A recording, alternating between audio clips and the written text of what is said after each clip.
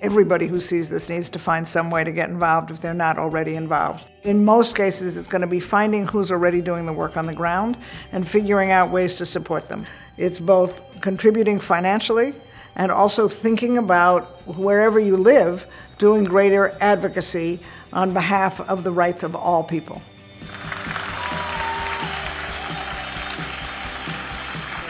Essy, I think for the viewers, we need to explain first why we're sitting behind a screen. We are seated behind here because we've been working with the religious leaders. We gave them a chance to know us as people. We didn't go there as lesbians or gays. So what we did is just approach them as a human rights organization and went through a 3-month process with them. So for the first 2 months, we got to just talk about life and politics. But during the training, the religious leaders still have these hate speeches towards the LGBT individuals. So by the time that you're ending the training, we actually told them, the people you've been condemning and talking about badly have just been sitting here with you for the last 3 months. I'll just read for you something that one of the religious leaders said after our training.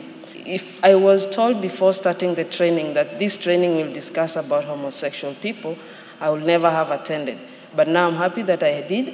I have more empathy for people who are marginalized. Because I was informed that this is going to go online, I thought if people see it, then the work that I do might get a setback.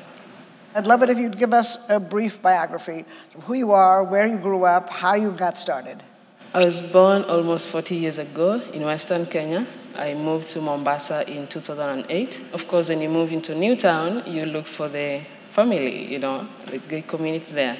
So I met this a group that was calling itself the Brotherhood. It was just a gay organization, gay men who were informally meeting over the weekends to catch up with each other, see how everybody was doing.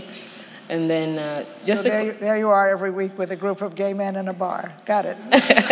What was happening to these men during an average week? When they got together, what were they talking about? Just talk about, oh, so-and-so was arrested, oh, so-and-so was beaten up. Just sitting there, listening to that was just too much information for me and too much violations for me. I told them that, in Nairobi, they're really organizing. That was when Nairobi was really organizing with so many LGBT organizations. And I said, Mombasa should have one of these organizations. How did you end up leaving your job in personnel and becoming the head of this brand new organization and devoting a piece of your life to it? The chairman and some of the officials invited me to a restaurant. The chairman told me that we've been thinking and we thought, you've done a lot to bring PEMA where it is. We have agreed to appoint you the programs coordinator of PEMA. And I was like, okay, you guys, I have a job. And there's no money in this organization, so how am I going to pay my bills? But in 2010, the religious leaders gave a press release in one of the leading newspapers that there was going to be an alleged gay wedding in Mombasa, and that didn't sit well with the community.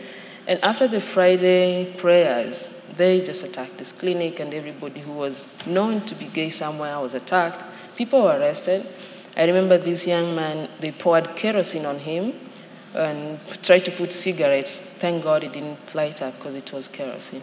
And this woman covered him. And these are people that you've been with. You've been with. It's family. It's very close to home that you're like, wow, that could have been me. So it was really the outrage of this incident that sort of galvanized you out of a safe job into the challenge of running a not-for-profit, which is challenging any place. So in 2011, we applied for grants. And this grant was supposed to find out why religious leaders are homophobic.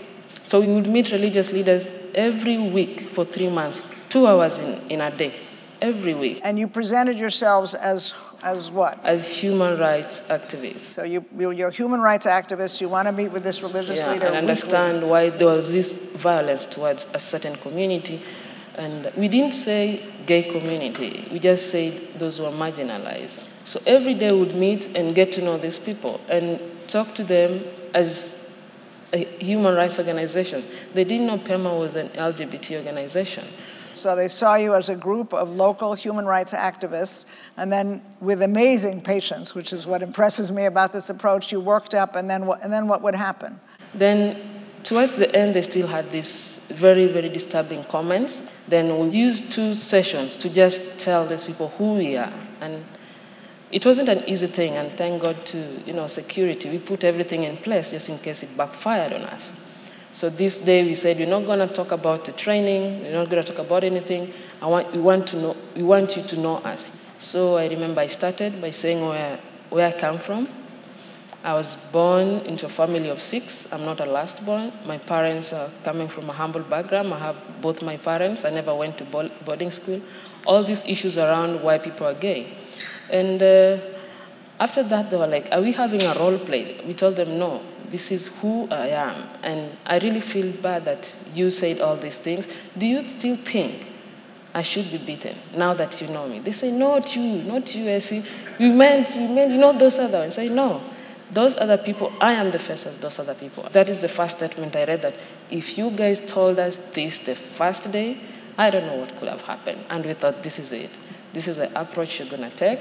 What's your vision for the future of PEMA? What do you see as marking the next step in a really successful process of changing attitudes? Essentially, what are your biggest hopes and dreams? Biggest hopes is that we continue doing the work and creating champions of change. Today, when I was sitting and listening to the session, everybody's talking about religious leaders are the cause of all these things. It's time we reach out, and the few that we've created as champions, we amplify their voices, reach out to all these perpetrators, and trying to educate them. Eradicate hate, educate.